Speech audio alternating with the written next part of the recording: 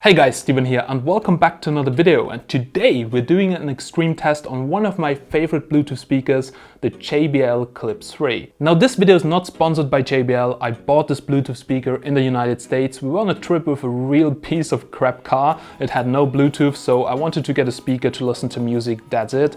And since then I use this Bluetooth speaker quite often because, well, it's so tiny, it has good battery life and I just simply like it. Now, over the last 2 weeks I was looking for new video ideas and for a new channel idea, and I was always a big fan of liquid nitrogen and I was always scared to get it. But last week we bought some liquid nitrogen and also some equipment for it, and it was so much fun. So we filled a whole baby pool with liquid nitrogen, we frosted a Rolex, the smartphone and also the Bluetooth speaker. And guys, let me know down below in the comments if you would like to see some videos on freezing tech equipment and see if it survives, like the latest smartphones, then also maybe some overclocking videos. I think that could be a lot of fun, because the usual Bluetooth speaker test are just like, play back some music, pour some water over it and that's it. But what about freezing it like up to minus 200 degrees? I think that's a lot of fun, and now let's check it out.